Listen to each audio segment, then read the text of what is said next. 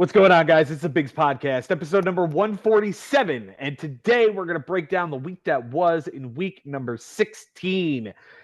We are getting very close to nut cutting time. Guys are really deciding whether or not they're in or out. And our trade deadline is coming up very quickly. With us tonight from Denver, Colorado, Jason Ashby. Jason, how you feeling after your 13-6 win over Mike Sherman this week? Feeling pretty damn good. That's two nice wins for me in a row. And also got done watching our Mets kick the shit out of the Twins tonight. So it's a good day. It's a pretty good day for a Monday, I'm not gonna lie.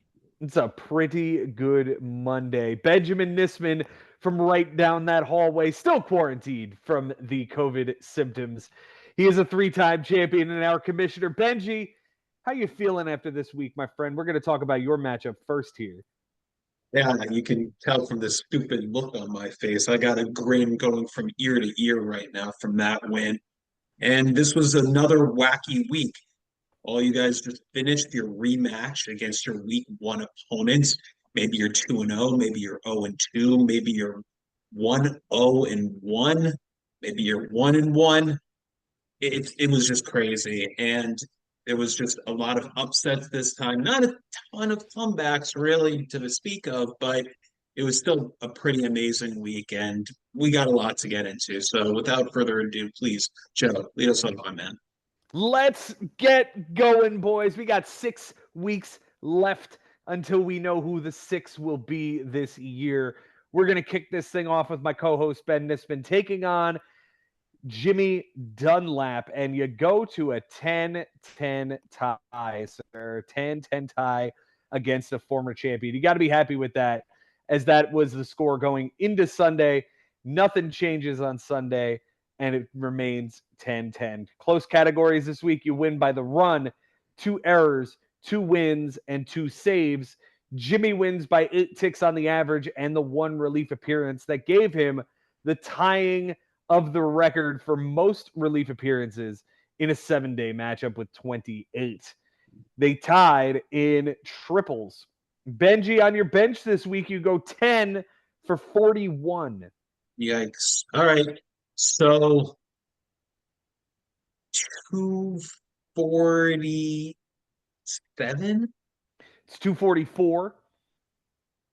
5 runs, 3 doubles, 2 homers, 2 steals, 2 walks, 5 strikeouts, and an error, and none of it plays. Good job.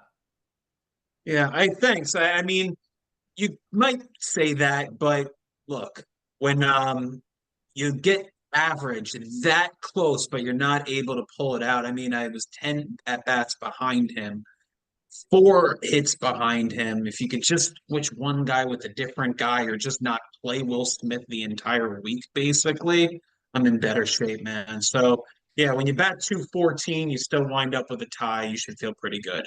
I would say so. Your moves this week, sir, looks like you did, in fact, use all 10.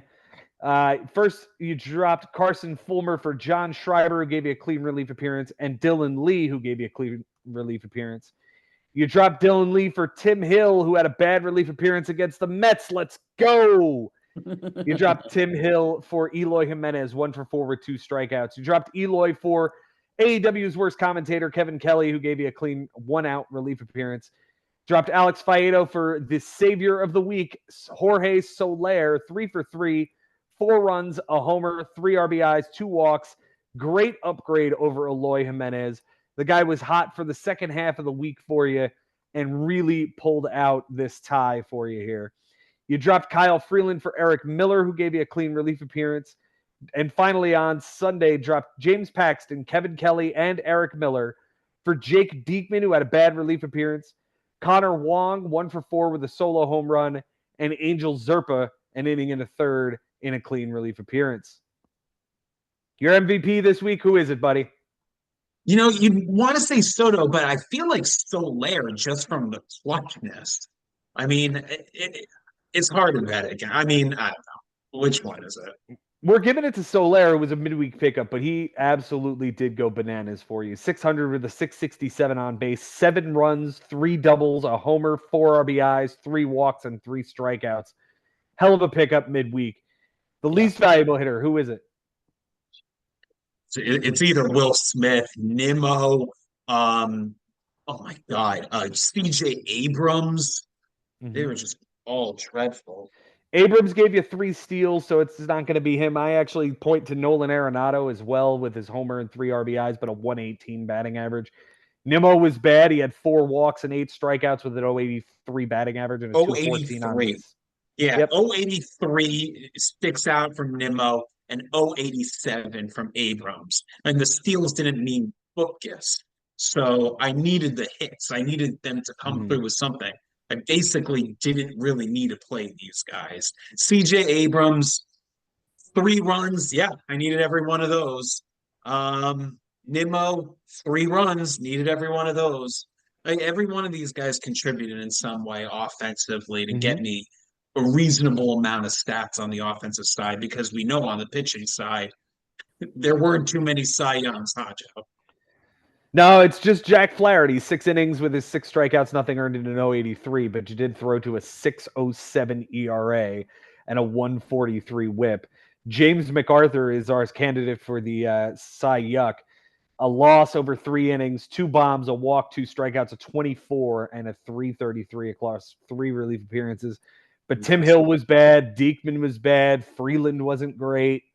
You had a rough week on the pitching side. Yeah, yeah. It's been a bad pitching team all season. It feels like that at least. Yep. I would For like to Jim, throw a shout out to oh, go ahead. goodbye Jake Diekman. See ya. No longer Really, a Met. No longer a Met. you're not gonna miss them at all. I'm not. I'm not. No. Bye. Next. Was it how erratic he was in the strike zone in general? He had a hard Yeah. time finding the strike zone. I mean, it wasn't his fault necessarily because poor Brooks really got hurt, so he became like the main lefty in the bullpen, and he wasn't really meant for that. Right. But yeah, it every time he came out, I mean, yes, he struck out Aaron Judge and got a save last week, but like that's a highlight in a world full of lowlights for him. So Mhm. He was bad. He was yep. not effective, not very effective at all. On Jimmy's bench this week, Benjamin, he goes 4 for 27. Oh wow. Uh oh man. It's not easy, man. For one 138. 148. Very nice. Very well Nice. done. He also used all 10 moves. He added Spencer Arrighetti for a good start in Oakland, Nacho Alvarez over 4 with a strikeout in the NA spot, and drops Joey Estes for Gregory Soto, who had an okay relief appearance. He dropped Arrighetti and Reese Hoskins for Scott Alexander for a clean relief appearance, dropped Taylor Rogers for Joe Adell over 3 with 2 strikeouts. He dropped Soto for Garrett Clevenger for a clean relief appearance, Nacho Alvarez for Justin Turner over 2 with a walk and 2 strikeouts. He dropped Hans Kraus for Shelby Miller, who didn't see the field. Dropped Zach Geloff for Brendan Rodgers, 1 for 6 with 2 walks and 4 strikeouts and a doubleheader. He dropped Joe Adell for Andrew Chafin, a clean relief appearance, and dropped Hunter Strickland for Keegan Aiken, who did not appear. His MVP this week, Benjamin. Who do you think it's going to be? Wow. It's a tough call. I know I know there was some clutchness out of Justin Turner, Josh Smith. I feel like Jeremy Pena was just very, very consistent though. Yeah, 391 with a 417, 5 runs, 2 doubles, a homer, 4 RBIs, a steal, and 5 strikeouts. Michael Toglia was also very good, but he had 9 strikeouts and 2 errors that lost the category for him. So tough there, but Toglia did get the late run that made it a tied ball game in that category. You lucked out in the night game getting that late run. The least valuable hitter is going to go to Luis Robert Jr., 107 with a 138 on base percentage, 2 runs, a double, a homer, an RBI, 2 steals, a walk, 18 strikeouts, and an error. And he might be on the worst team in baseball because they just keep trading away all the pieces. But not Yeah, him. But not him. right. And I just got fortunate that I get him on a bad week because this guy had a boatload of home runs last year. And I guess he just doesn't really have much protection this year to hit as many. But If he hits just a little bit more, I probably lose on base percentage. So you can say I win at 304 to 291. It is just awful numbers across the board offensively. Hmm. Yeah, it was a bad week offensively. It was a good week pitching wise for Jimmy as he started off the week with a Dylan Cease no hitter. He's the Cy Young, 9 innings, a win, 3 walks, 9 strikeouts, nothing earned, and an 0.33. The Cy Young goes to Luke Weaver, who could have come in and been the 29th relief appearance, but sadly did not. 2 1/3, a loss, a homer, 2 walks, 5 strikeouts, 11.57 and 2.57 across 2 relief appearances. Benji, you get out of here with a tie, my friend, and you're feeling pretty good sitting in what, the 4 spot right now? Yeah. It's fascinating how we're 16 weeks through and the top four are the semifinalists from last year. It's like in a show, our previous show, not yesterday's show, but the one prior, we broke down the 4 semifinalists matchup. It's just weird how that's happening often. This was a crazy, crazy matchup, man, because there was a lot of haymakers being thrown in that we take turns missing things on our bench. I believe on Monday, Jimmy just benches a home run from Nolan Gorman. And then I follow suit because I have Carlos Santana and he's facing Ranger Suarez. And I should know, never bench Carlos Santana, no matter what, right? I bench him against Ranger Suarez. First 2 at bats, he doesn't get a hit. He doesn't strike out, but he doesn't get a hit. But then on the third one, he gets a hit. He steals a base. We know that one didn't end up mattering. On the next one, he doubles in a run, double an RBI. Now he's 2 for 4 because I was thinking in my head, you know what? Yeah, he's facing Ranger now, but all that needs to happen is a reliever comes in and then you turn Carlos to the left-hand side. And Carlos from the left-hand side, I've just experienced for nearly a decade, is very different than him from the right-hand side, especially late in the game. Of course, that's what happens. The next day, I'm thinking Nolan Arenado. Nah, Nolan Arenado, I don't think so because he's facing Paul Schemes and he's been horrendous lately. So why the hell am I going to get this guy to face Schemes like 3 to 4 times, right? Schemes gives up 2 hits. He pitches into the ninth inning. One of the hits that he gave up, a home run to Nolan Arenado. That's on the bench. And I believe Nolan Gorman had a hit on the bench that same day. So we're kind of trading them, right? Then they tell Bobby and another friend of mine, guys, on Sunday I couldn't get it right. On Monday I can't get it right. On Tuesday I can't get it right. I'm telling you right now, if you were smart, you look at my bench right now and I sent them pictures, you will put money down on over 3 bases or more, or a home run for Anthony Volpe because I am benching him against the Mets. And watch this kick the crap out of me. Sure enough, Michael Busch goes 0 for 4 in the utility spot. Volpe goes 0 for 5, and my friends lose money because I was a day off. The next day I bench Volpe, home run on the bench. Why not? So screw my friends, and then I'll still make sure I get it wrong. It was a mess, guys. It was a mess. And then all of a sudden, I'm sitting in the chair and I'm thinking, I'm like, I think I need to go get stats. Like, I need to get aggressive here. And that's when Soler happened. And that really was the turning point to this week because without his 7 runs, I certainly don't win runs. Without his RBI contribution, without his contribution, I don't win on base percentage. I just don't. So I'm grateful that it went down the way it did. On Sunday night, I have a chance to win batting average. I was actually leading 11-9, right? For a moment. And then Toglia got a hit, and then Soler didn't get a hit. And then I'm like, man. Now, and then all of a sudden, Toglia gets a run in his last at bat. So he gets a home run and a run in his last 2 at bats. And now runs are tied, and I have 1 ad left. And I got to go get a catcher because I have the catcher spot. Now, in hindsight, if I go and get the reliever I wanted, which was Weiser on Boston, he comes in and Caleb comes in, and Weaver never does, I actually tie relief appearances, and the score is 9-9 instead. So it probably was the better play to do that, but I can't do that. I can't take that risk. Luke Weaver hadn't come in forever. So it's between Ben Rice or Connor Wong. And those are the two catchers I can pick up. And I talked to Joe maybe for nearly a half hour before I made the choice. It turns out both of them end up getting the run. I was jumping up and down like a madman when Connor hit that home run. And it came down to that he was hitting like higher up in the order. And I feel like Hauk might be like a better weapon going into the game, even though he pitched horrendously yesterday. But it ended up working out, man, and it was really good because I pitched so poorly.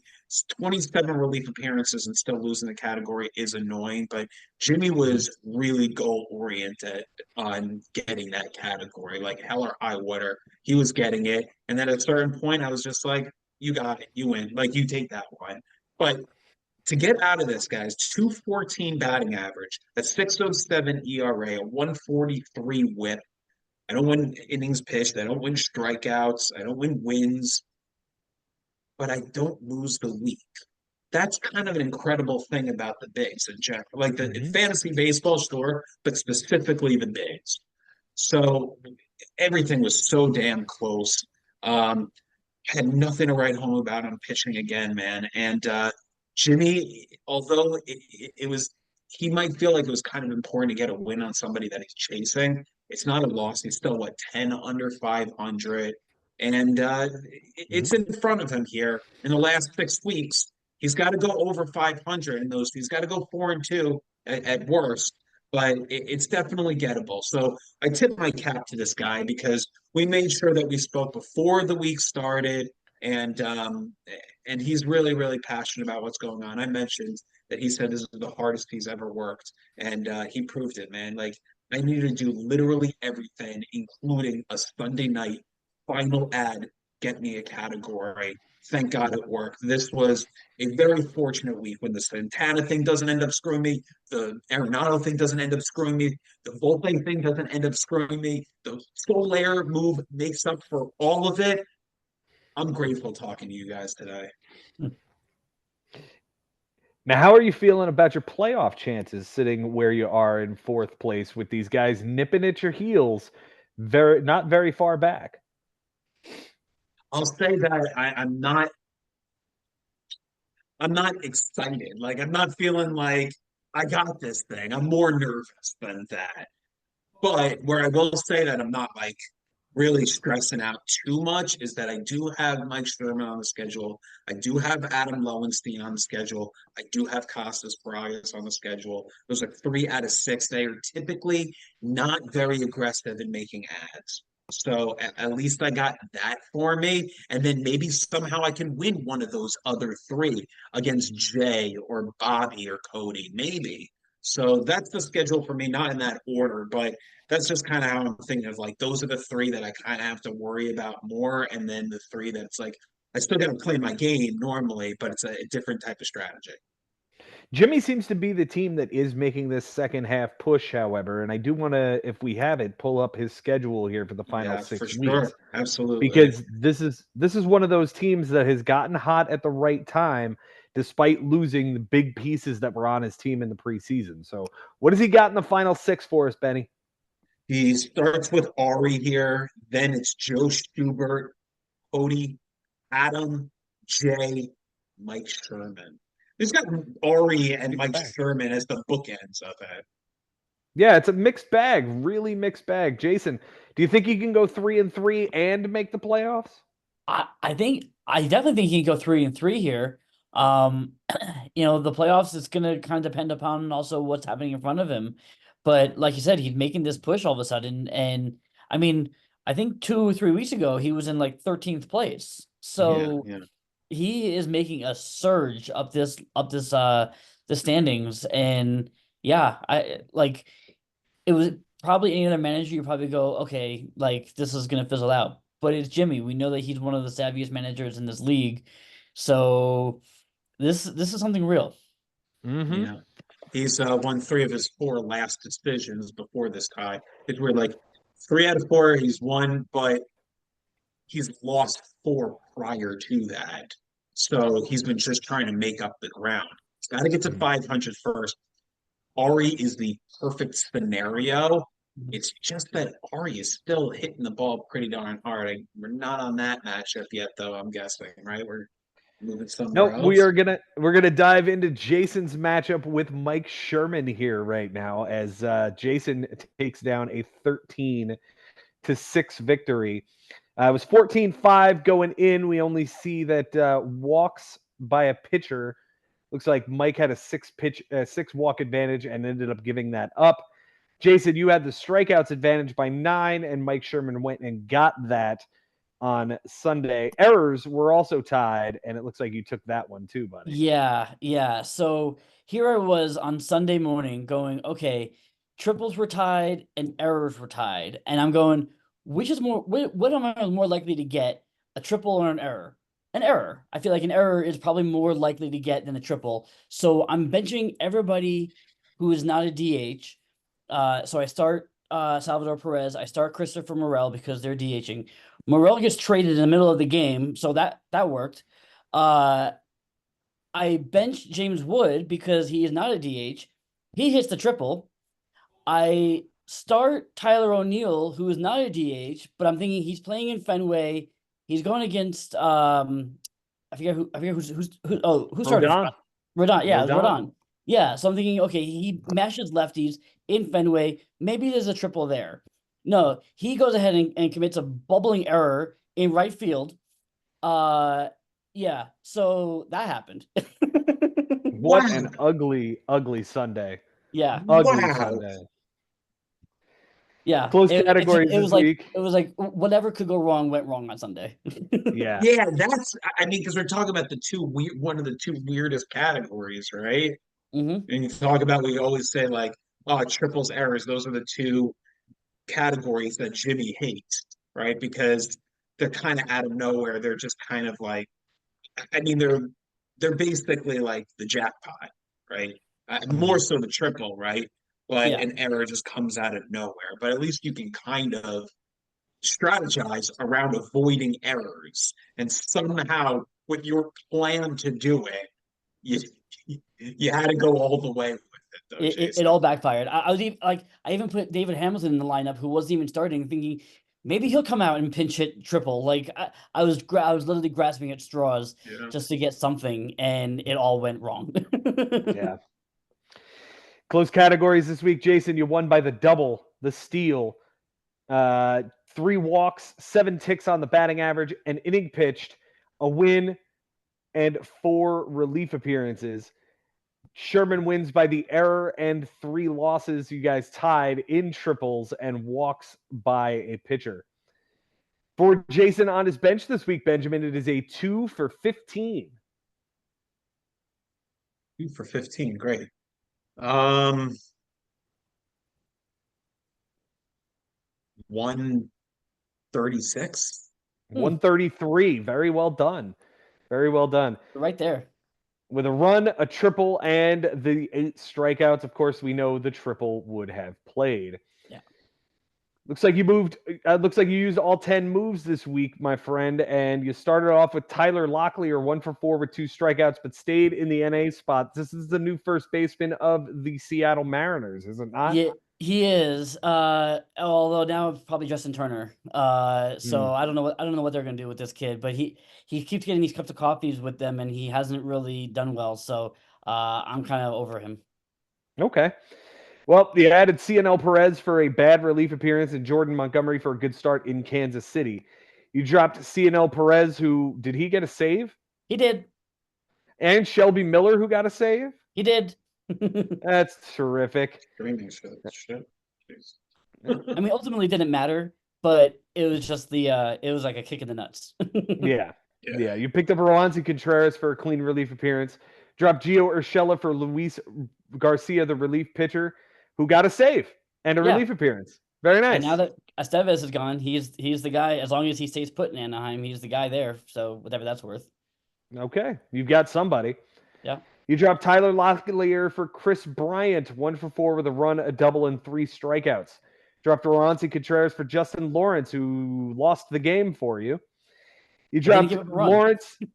He didn't give up a run, but he lost the game in extras, I would assume. Yeah. You dropped Justin Lawrence for Genesis Cabrera off of waivers, who was bad in his relief appearance. You added Brent Honeywell for an inning, a strikeout, and a relief appearance, and his inning flipped that back to you. It was the final inning of the week, is it not? Yeah, and we'll get to Sherman's moves, but he made me sweat it out on Sunday. Nice. And you added Dylan Cruz to the NA. That guy should be coming up for the Washington Nationals here at some point. Yep. The MVP this week is Francisco Lindor. 269 with a 345 on base, 6 runs, a double, 5 homers, 10 RBIs, a steal, a walk, and 5 strikeouts. With a shout out to Tyler O'Neill, who had 4 homers and 8 RBIs, but he cost you errors and lost you the category. Yeah, thanks, idiot. The least valuable hitter is going to be Christopher Morel, who didn't get a hit with a 222 on base, 2 walks, and 4 strikeouts, and a trade to Tampa. Yeah, that trade took. I mean, I know it took everybody by surprise. It took me by surprise. I'm sitting there playing softball. All of a sudden, I see Christopher Morel pulled from the game, and then all of a sudden he's traded to Tampa. I'm like, what? Yeah. Crazy world we live in. Christopher Morel gonna be playing third base now exclusively for the Tampa Bay Rays, I'd assume. Probably. I don't know how many other guys they're gonna move off that team though. Does Yandy move now? Yandy is available, and yeah, I mean, I wonder if Brandon Lau gets moved or if another pitcher gets Aaron moved. Savali, yeah, there's still more pieces to go. Yeah. The Cy Young this week for you is George Kirby, 7 innings, a win, a walk, 7 strikeouts, nothing earned, and a 1 whip. The Cy Young goes to Drew Thorpe, 2/3 of an inning, a loss, 3 bombs, 2 walks, a strikeout, a 108, and a 12 whip. That was terrible.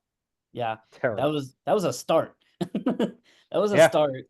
And he had been pretty decent coming in, but does not a lot of strikeouts, and like the Mariners aren't supposed to be able, they're not hitting, and they scored like 8 runs off of him. So yeah, garbage. Rough choice of that start, my friend. Yep. For Sherman on his bench, Benjamin, he goes 1 for 11. Oh man, is it hold on. Is it 088? It's 091. Oh, stupid. He had a walk and 6 strikeouts, none of that plays. He used 4 ads this week. The first one on what looked like Monday for Mark Cano, 1 for 4 with a run, a double, and a strikeout. He dropped Christian Scott, who has UCL damage to his elbow and probably won't pitch again this year, and dropped Mark Cano. And on Sunday, picked up DJ Hers, 5 innings, a homer, a walk, 8 strikeouts, a 360, and an 080 against St. Louis. Joey Cantillo, who was bad against Philly, and Kyle Tyler, who was bad against Milwaukee.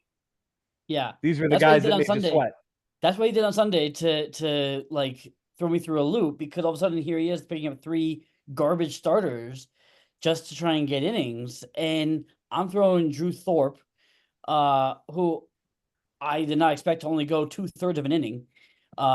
So like I'm like shit. Like I'm hoping my bullpen is gonna be enough, and the Honeywell coming in on Sunday late Sunday afternoon gave me that inning back, because I would have been pissed off if I didn't get that inning. His MVP this week is going to be Ezekiel Tovar, 406 with a 412 on base, 6 runs, 3 doubles, a homer, 4 RBIs, a walk, and 7 strikeouts. The least valuable hitter goes to Jared Kelnick. Is he still on the team? Yeah, he probably should be. An 063 with a 167 on base, a run, 2 RBIs, 2 walks, and 7 strikeouts. The Cy Young goes to the kid who shut down the Mets, Spencer Schwellenbach, 7 innings, a win, 11 strikeouts, nothing earned, in an 029. And the Cy Young goes to Joey Cantillo, who, like I said, was bad in a start at Philly. Not exactly the guy you want to be streaming, but he was bad. he was a rookie for the Guardians. They just called up to make that start in Philly against the Phillies, yeah, I'm like, ooh, okay. Yeah. Now, that being said, Mike did pitch to a 291 ERA and a 109 whip across 68 innings. So it was a really good week for him on the pitching side. Yeah, yeah, and he had me, wondering, just like it was with Jay the last week. Like, again, he had a sub 1 ERA for a while, or sub 2 ERA for a while, and I was like, okay, is this going to be one of those weeks? But he then threw these 3 guys, and hers was okay, but the other one kind of blew up his ERA a bit. Mm-hmm. Benji, what'd you see this week from these two guys? Well, I just figured that Jason would be able to do what he's supposed to here and just take care of a guy that's not going to be overly aggressive. I was actually surprised to hear that Mike made 4 ads. That's definitely the most that he's made in the last month. I think he made 0 during the All-Star matchup, which was a 10-day battle and 2 weeks. So I give Jason a ton of credit. Jason, you're the only host that won this week, and you definitely played really well against the guy that does have some really pesky offensive pieces, but I think you knew how to work around all the different flaws that Mike has. Yeah, It was yeah, a good and week for you, buddy. yeah, I knew that he right, like I said, he's not aggressive. It took him until Sunday to make 3 of those 4 ads, and it's as if he woke up Sunday morning going, "Oh yeah, I need some innings." So That's what it's been. yeah, Mm-hmm. It's a good week for you. You're going to keep spoiling. You're going to be one of the toughest outs week to week, and we look forward to seeing you spoil somebody else's season this week, buddy. yeah. Casas is next. Costas is next, and Costas has been on a hot streak too. He's trying to get back into this thing. This would be really nice to see you knock him off and bring him down a peg. I'll certainly try my best. Speaking of losing at the worst possible time, Benji, it's time to talk about my matchup against Ari Nisman. I'm coming in on a 7-game heater, and look what happens here. Go ahead and take a 12-9 loss to the last place team. Go figure. Go figure. Yeah. Listen, I experienced how good his offense could be in the first 7 days of that All-Star matchup. I mean, I don't know if he's been hitting like this all season, and he's just been consistently walking into opponents that are just doing a little bit more. But there is many offensive threats on this club, and it just seems like they all came together at once just to go against you. Yeah, it was an And interesting week. Go ahead. yeah, and that's with a struggling Paul Goldschmidt, a struggling JD Martinez. Like, those guys are struggling, and he's still putting out a 311 with a 360 and 41 RBIs. Like, Mm-hmm. that's bad. Yeah, I hit 10 homers and couldn't win that category either. It was a pretty rough week for me. I only hit 226 and a 272 on base. Not great. Not great. I'm glad my pitching was able to carry me. It was 10-10 going into Sunday. I felt pretty good about that. It comes out 12-9 because Ari had a huge Sunday offensively. Got a couple of categories back. I had a 1-homer advantage, and Ari took that. And saves were tied. Ari got one on Sunday to take that down. I was benching all of my pitchers anyway on Sunday, so didn't really matter. Close categories this week. Ari wins by a home run by a hitter, 4 walks by a hitter, a strikeout by a hitter, an error, and a save. I won by the triple, 2 steals, 2 wins, a loss, and 4 home runs given up by a pitcher. We didn't tie in anything. Oh boy, here it comes. Ari's bench, Benjamin. It is 30 for 107. And it's not that good. It sounds like it's not that good. I'll go with 319. 280. Oh, that was terrible, guys. 12 runs, 4 doubles, the triple, 3 homers, 16 RBIs, 2 stolen bases, which would have won him the category, 4 walks, 25 strikeouts, and an error. Good job keeping those out of your lineup there, buddy. So the triple and the error both came on Sunday night. That was Rafi Devers, and he had third base empty. So I guess that was an intentional benching. Yes, yes, it was. Which worked out because yes, he missed the triple, but he also missed the error. And the And he missed strikeout. a strikeout. And this, yeah, and the strikeout. Yeah, that was the big one, was benching Cedene Rafaela and Rafi Yeah, Devers on Sunday Devers. night to Yeah. protect against the strikeout. And Yeah. he does get the triple, but yeah, he would have gotten the Yeah, strikeout it would and have the tied error. strikeouts. Yeah. Yep. He did not make a move this week and still beat me, son of a bitch. His MVP this week is Brandon Lau, 409 with a 519 on base percentage, 4 runs, 4 doubles, 2 homers, 6 RBIs, a steal, 5 walks, and 4 strikeouts. Fuck that guy. He might be the next one that gets traded from the Rays. He might be. JD Martinez is the least valuable hitter, 280 hit average with a 308 on base percentage with 10 strikeouts, a homer, 4 RBIs, a double, 3 runs scored, and a walk. He had a pretty good week. Yeah. I mean, the whole offense did. Yeah, I mean, Yeah. Varsho had 200, but he had 7 RBIs. Like, everybody did something on this team. Yeah. And we mentioned all these ridiculous numbers on the bench. Like, the amount of strikeouts, crazy. But the fact that he left as many stats as he did on the bench and still won a majority of these offensive stats is incredible. You mentioned on Sunday how he had a crazy Sunday. 11 for 30, 7 runs, 4 home runs, 11 RBIs, a stolen base, a walk, 6 strikeouts, a 367 average, and a 375 on base. The important thing to note is that every hitter on his bench got a hit. Yes. 2 for 4 from Devers, 1 for 4 from Rafaela. That's already a 3 for 8. Then a 2 for 5 from Ryan Mountcastle with 4 RBIs, a 1 for 4 from McCutchen, and then a 1 for 1 bomb from Lourdes Gurriel. So, like, it's just, I don't know what to say, man, with this offense. It did everything and more. And, like, it's just ridiculous. That's the bigs, man. Joe could beat up on every single team the rest of the season, all the way to a championship. But Ari making 0 ads in Japan the whole week and still there. And he manages to do this. That's the beautiful thing about the bigs. Really is.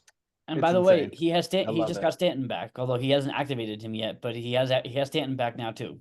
So there's that. Mm-hmm. His Cy Young this week, I watched Blake Snell tear apart his opponents. 12 innings, a homer, 4 walks, 19 strikeouts, a 150 and an 083. He had a 15 strikeout game, I think, during this week. The Cy Young goes to Albert Suarez, who was terrible in his 2 starts, 6 2/3, a loss, a homer, 4 walks, 5 strikeouts, a 12-15, and a 255 on the whip. It was a 480 and a 140. I was able to kind of coast on the pitching side. I felt pretty good about that. Yeah. Benji, on my bench this week, I went 12 for 39. Jeez. Not your most ideal week on the bench, though, huh? Nope, not at all. 36, 33, 315. Nah, 314. 314 is a 308. 6 runs, all of them would have tied the category. 3 doubles, 4 homers, that would have been helpful. 10 RBIs, 4 walks, all of those needed to tie, and 14 strikeouts with an error. It's the 4 homers. It's Gleyber Torres. He hit 2 homers on the bench the first 2 days I owned Bryson Stott, and it was really fucking annoying. Really fucking annoying. Yeah, especially since they were against the Mets. Yeah, exactly. I had him on the bench, and he homered against the Mets. Fuck off, guy. For my moves this week, I used 8 of them. Started off with the trade, Seth Lugo for Bryson Stott, and I'll pause here and get your thoughts, Benji. What do you think on the trade? Oh, it frustrates me to no end that you end up picking up another Philly in it, but I couldn't think of a more fair deal. The fact that Costas is getting arguably the Cy Young leader right now in the American League, I can't say anything. It frustrates me because all Costas is doing is fortifying a very, very good manager, and he's aware of it. It just, I almost wish he like shopped around a little bit more with Bryson Stott. Like I feel like Henry maybe he gives up Luis Heel, but maybe Costas doesn't want Luis Heel. He wants Seth Lugo, and he's willing to give Joe Stott in order to get it. So I had no problems as a commissioner looking at this and like evaluating, saying like, well, everyone's taking a risk here. Like if anything, you look at the future of the trade, the fact that Bryson Stott went into the lineup and actually screwed Joe a category, then I mean you're looking at it and saying like, okay, there's no reason to say like Joe shouldn't have this guy, and there's no reason why Costas can't have a very good pitcher. Even though we're dealing with a hitter versus pitcher, it's one of the best pitchers right now. He's higher value than Stott. Costas is low in the standings. He's trying to make a run, but yeah, it's a fair deal, but man, I just don't know if this is gonna propel Costas. It's not the deal that like puts him over the top. Jason, how you feeling? Yeah, I feel like he felt like he could deal Stott. He's dealing from a source of strength, of depth for him. He has Ketel Marte, he has O'Neill Cruz, he has Luis Rengifo, so he's kind of covered in the middle infield there. Right. So it was a way for him to kind of shore up the rotation. Seth Lugo was kind of bad in his first start on Costas' team, so I'm hoping that carries over this week. But yeah, it's a fair deal. It's again, I don't know if it's one that the league loves, but it definitely is a fair deal. I love getting Bryson Stott as the fourth member of the Phillies. I mean, he's going to hit at the bottom of the order right in front of the Monsters and maybe score some runs. So that's what I'm hoping for here. Yeah. Moving on for my moves here, I dropped Ben Rice for Travis d'Arnaud, 1 for 4 with an RBI and a strikeout, and picked up John Gray, 7 2/3, a win, 5 strikeouts, a 1.17 and 0.52 against the White Sox. Dropped Aaron Bummer for Jacob deGrom, who will fill the IL spot for a while, and Lucas Ursig, who got me a clean relief appearance and a save later on in the week. I dropped Andy Pies for Yu Darvish, who's going to sit on the NA and hopefully come back later on in the season. And Brandon Marsh, who was 0 for 4 with 2 strikeouts on the bench. Dropped Travis d'Arnaud for Elias Diaz, 1 for 7 with 3 strikeouts and a doubleheader. And dropped John Gray for Alec Marsh for this week, who just finished up his start, and it wasn't too bad. The MVP this week is going to be Kyle Schwarber, 304 with a 407 on-base percentage, 3 runs, 2 doubles, 3 homers, 8 RBIs, 4 walks, and 8 strikeouts. The least valuable hitter, it's Bryson Stott, 188 with a 188, a stolen base, and 2 strikeouts. The Cy Young goes to Framber Valdez, 6 1/3, a win, 2 walks, 10 strikeouts, nothing earned, in an 0.95 whip. The Cy Yuck goes to Garrett Cole, 5 2/3, a loss, 3 bombs, 2 walks, 4 strikeouts, a 9.53 and a 1.76 against our Mets. Yoo-hoo! Yeah, I was there to see it. That was fantastic. I would have loved to have been there, but fuck COVID. Yeah, that. Fuck COVID. Benji, I'm feeling pretty safe in the 3 spot right now. I feel like I might not be there for the whole year, and I might not finish there when the playoffs are actually starting, but I feel like my playoff spot is pretty safe. How you feeling? Yeah, I got to agree. I said it even a few weeks ago. I'd say this is one of those teams that I feel extremely confident about. I mean, your schedule, it looked better going into this matchup. Like, oh, Ari's on the schedule. That actually turns out to be a loss. So that's kind of weird, but here's the rest of it. And it's not easy, Joe. It really isn't, but it's doable. I'm glad I don't have this schedule. It's Josh Haber, Jimmy Dunlap, Frank Bucco, Cody Pyatt, Jason Ashby, and Adam Lowenstein a finish. That besides that finish there, and Adam still is undefeated against you. Those first 5 are it's not going to be easy, man. No, I'm just looking to play toward the middle and get as many as I can, 8, 9, 10 a week, and just coast into the playoffs. That would be really nice for me. If I can go 3-3, I'll be thrilled. I'll be thrilled if I can go 3-3. Yeah, and honestly, I think 2 and 4 would still put you in, because the chances are that one of those 2 wins could be something very close to a double up. With the fact that your offense is hitting the way it has and it hasn't stopped, with this week with Stan, like this is the first time you finally had like kind of a power outage. I mean, 10 is still a lot, but it's not in the 20s or the teens that you have been putting up consistently for over a month, well over a month.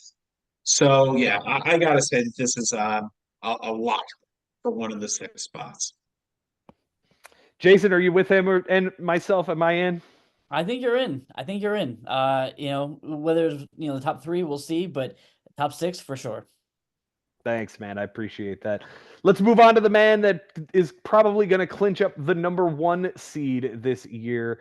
He's got Jay Ferraro on the schedule this week and takes down a 12-9 victory. His name is Mike Haber. A 12-9 victory over Jay Ferraro. It was, in fact, 14-7 going in, and Jay makes a little bit of lemonade here, getting the walks category. Mike led that by 1, and the on-base percentage category, as Mike led that by 8 ticks. The close categories this week: Mike wins by the run, 2 RBIs, and 3 wins. Jay wins by 2 triples and a home run given up by a pitcher. They do not tie in anything. Benjamin, for Mike Haber on his bench this week, he goes 7 for 31. On it.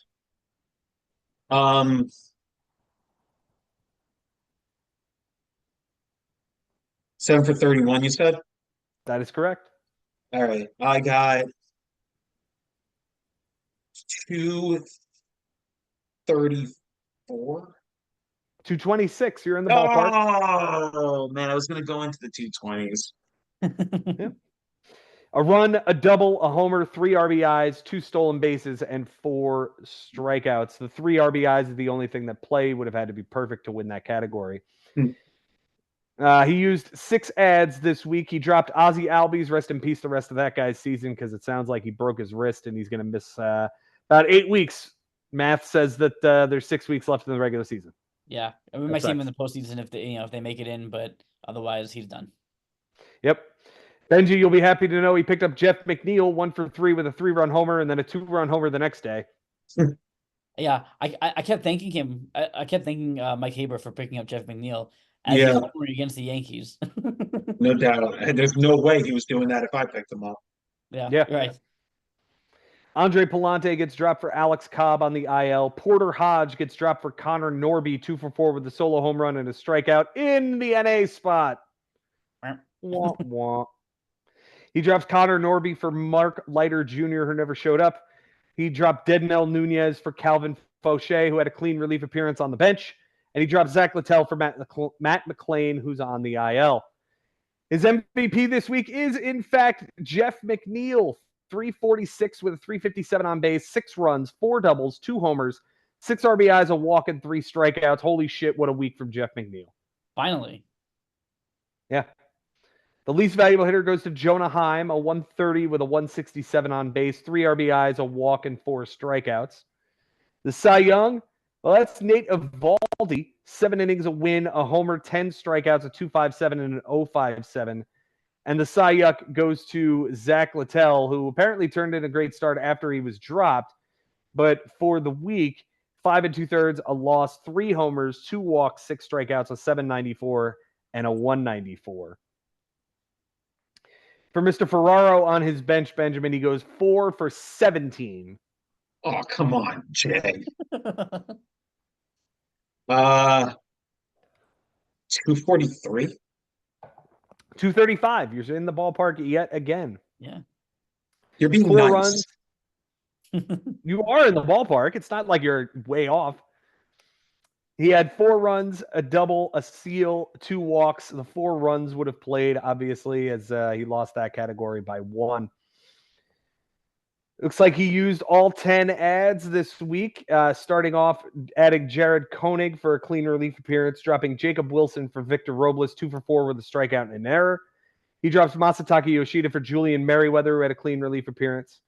Dropped Jacob deGrom for Tyler Fitzgerald, 3 for 3 with a homer, 2 RBIs and a walk, the 4th straight game with a home run. Ben and I were turned on to this guy because we were watching Jorge Soler in front of him. There you go. Yeah, this guy was a big part of my week. I'm not actually, I'll say, I'm definitely losing the week if it isn't for this guy, and he wasn't even on my team. Yeah. There you Spencer go. Horowitz gets dropped for Nolan Shanuel, 2 for 3 with a run and a walk. He drops Jared Koenig for Jacob Webb, who had a bad relief appearance. Dropped Julian Merriweather for Shane Baz, 6 innings, 2 walks, 7 strikeouts, a 3-0, 6-7 against Cincinnati. He dropped Jacob Webb for Jesus Sanchez, over 5 with 2 strikeouts. Jesus Sanchez gets dropped for Brian Bayo, who was a waste, and he drops Bayo for Huascar Brazoban and Kodai Senga. Want. Jason Ashby, your thoughts? After all this, I'm glad I didn't hold on to him. Yeah. The MVP this week, I'm going to give it to Xavier Edwards, 478 with a 548 on base percentage, 6 runs, a double, a triple, a homer, 5 RBIs, 5 stolen bases, 6 walks, and 4 strikeouts. He hit for the cycle. He had Mike Haber sitting next to me at the Yankee game, going, "Who the fuck is Xavier Edwards?" Mm-hmm. Yeah, he was crushing him. The least valuable hitter, Adley Rutschman, 133 with a 278 on base, 3 runs, 3 walks, 3 strikeouts, and an error. The Cy Young goes to Bryce Miller. That's Mason Miller. Bryce Miller, 7 innings, 5 strikeouts, nothing earned, and an 0.43 whip. The Cy Young goes to Craig Kimbrell. An inning and 2/3, a loss, a 16.20 ERA, a 3.60 whip across 2 relief appearances with a bomb and 2 walks. Yikes. yeah. Yikes. Jay is slipping. His grip on the playoffs is slipping. Ben, do we think he can make it? Yeah, I definitely think Jay can make it. I'm one of those believers, man. I realize we talked about how it took him, what, 9 matchups to finally get a win, and it was only an 11-7 win on Frank. Then he takes a 15-6 dump trucking by Jason Ashby, and now a 12-9 loss, which could have been worse. I saw like a 14-7, a 15-5 at one point. It was getting really messy. So I give Jay a lot of credit, potentially saving his season over the weekend. But yeah, he finishes here with Brian Lebo, Henry, myself, Ari, Jimmy, and then Cody.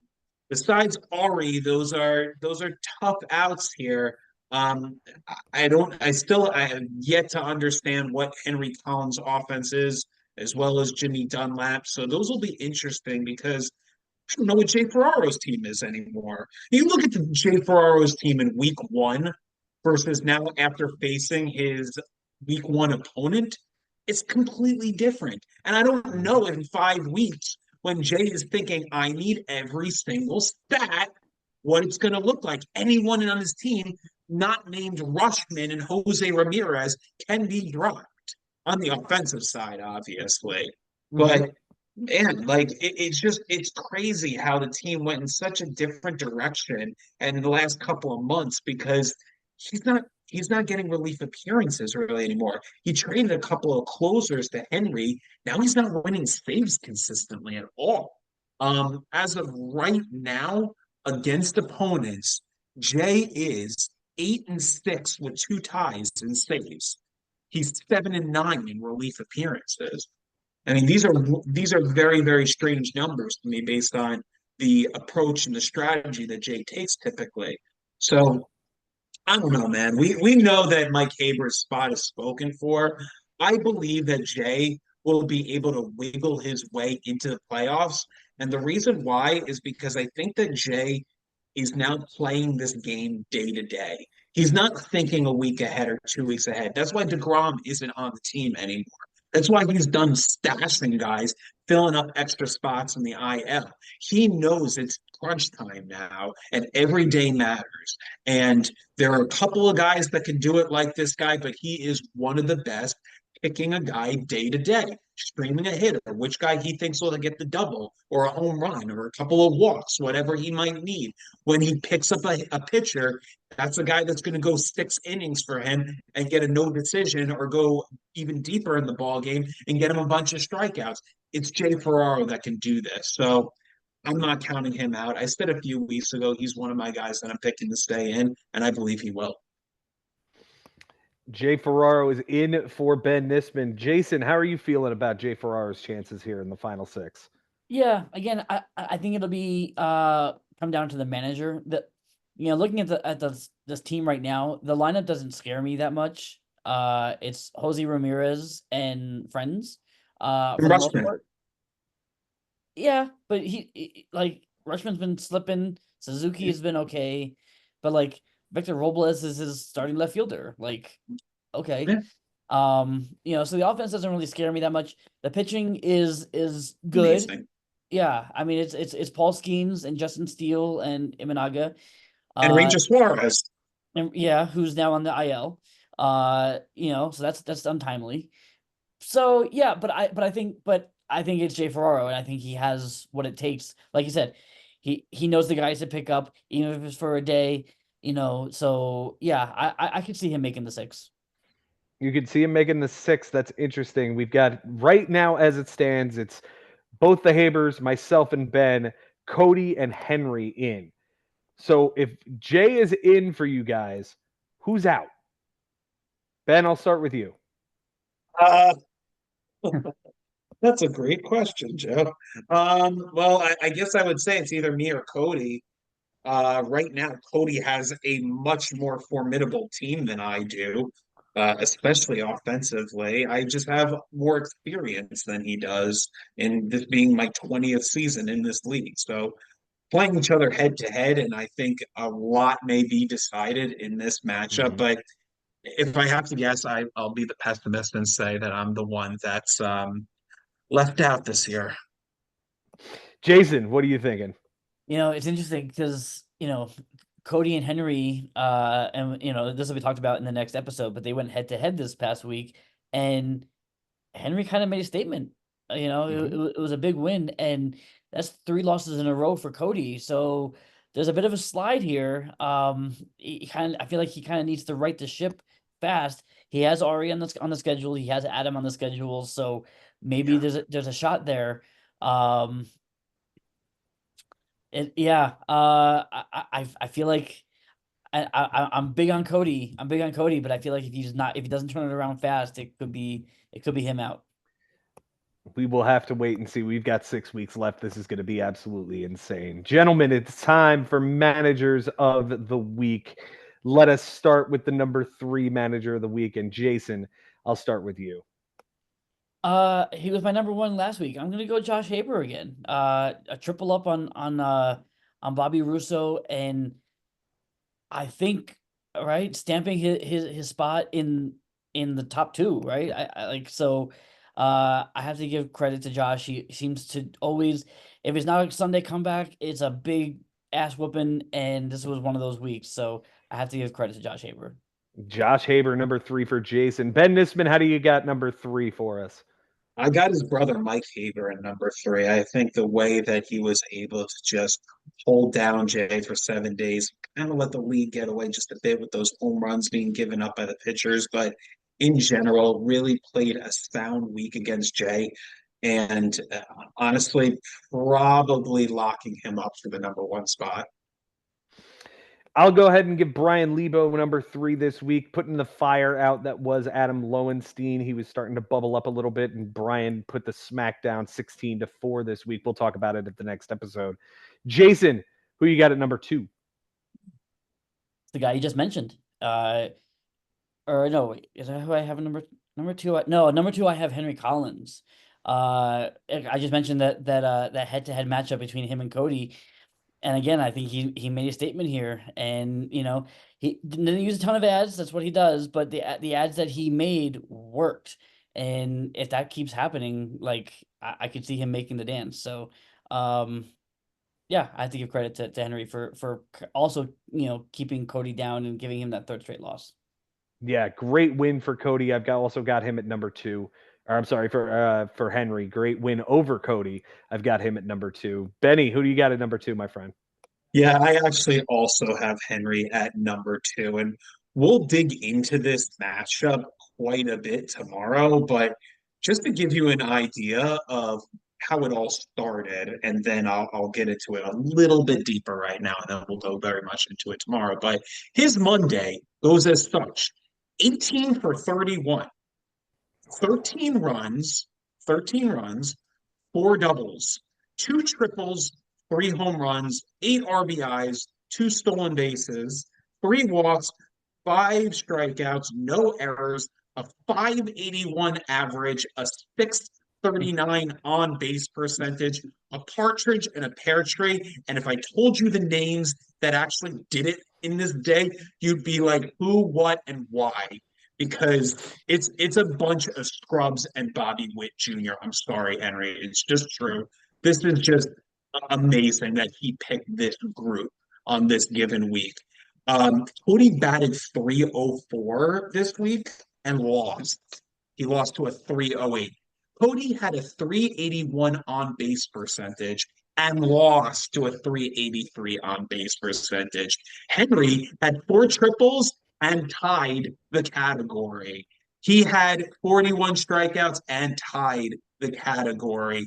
He had 24 walks and still lost by 1 to Cody. He had a 277 ERA and lost to Cody, 238 ERA from him. He had a 113 whip to beat Cody's 117. Guys, this was such a close matchup, even though Henry finds a way to win by 8 here.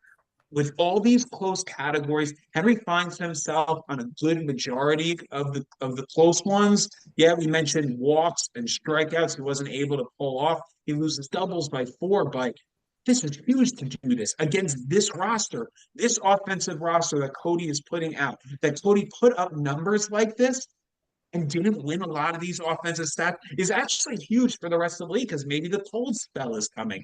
Henry was brilliant here, and it cannot be overlooked. I want to give him number 1. I really do. But there's one guy that I actually think managed day to day a little bit better than Henry. And that's why he's my number 1. Well, let's get to number 1s here. Jason, who do you have at number 1? The guy you just mentioned before, Brian Lebo.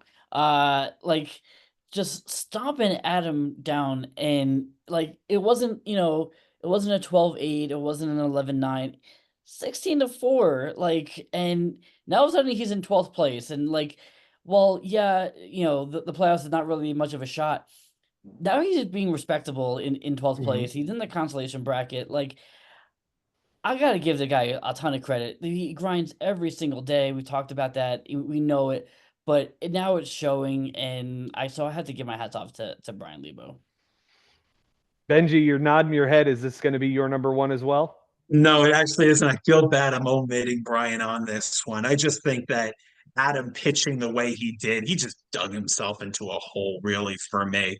Yeah, I wanted to put him in, but I thought that the other 2 guys I mentioned, Henry and Mike Haber, had to really fight against that opponent really a lot more, and that's why I picked them.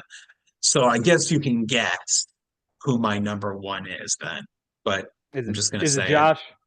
Totally. It's got to be Josh. With Bobby basically fighting for every stat for his playoff life, the fact that at a certain point on Saturday night or maybe Sunday morning, Josh said, I'm not going to win innings pitched and strikeouts. You can go get those things. I'm taking everything else. And he did. He even got wins 4-3. And yeah, he played Bobby like a fiddle. And it's tough for Bobby now because this is 3 losses in a row to Josh, at least going back to the playoffs last year. And Josh has his number, and there's a possibility that he may have broken the back of Bobby. I can't count Bobby out yet. He's 12 under 500. He's got an extremely tough schedule, but it's Bobby. He could right the ship. He's got the roster for it. But yeah, I mean, Josh did everything he had to solidify one of these playoff spots. He's looking good right now for the 2 or the 3. Yeah, was a statement win by Josh this week. I also have him at number 1. He took down what could be Bobby's season when we look back on it. This could be the week where we say Bobby really started to fall off right here on his 3rd straight loss. This one a triple up 15-5 after a bad loss to me on the long week. This is just not looking like the season for Bob, but He's got some time to turn it around. He's got a really tough schedule, but a good roster.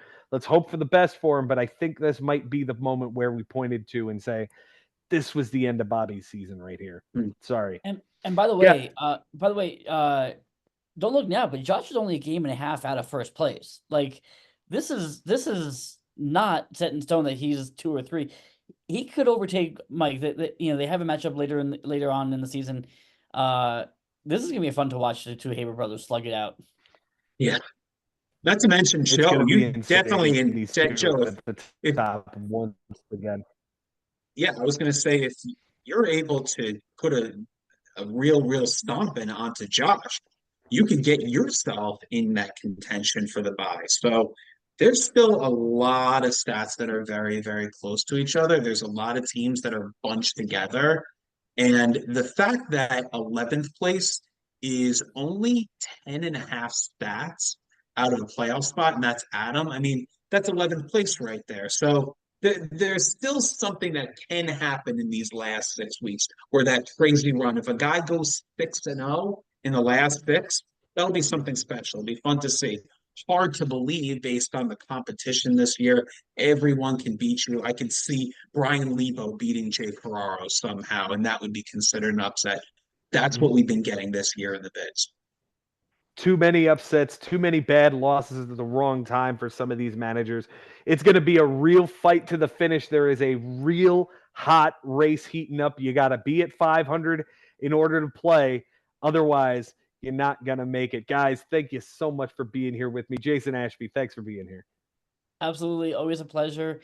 Again, I'm here to spoil, I'm here to watch, and I'm here to break some hearts. So look out, boys. Look out, boys. This is not a man you want on the schedule. Another man you don't want on the schedule, Ben Nisman. Benny, thanks for being here with me, man. Pleasure as always, man. Was happy to bring you a little bit more competent math today, as well as some decent content and insight, I hope. And it's fun as always. So let's do it for a 4th day in a row tomorrow, Joe. Tomorrow, we're doing one more show to get all caught up on week 16. Thank you guys all for being here and getting through this with us. We appreciate you. Until next time, guys, it's been real, it's been fun, and it is always real fun in the bigs. We'll see you next time.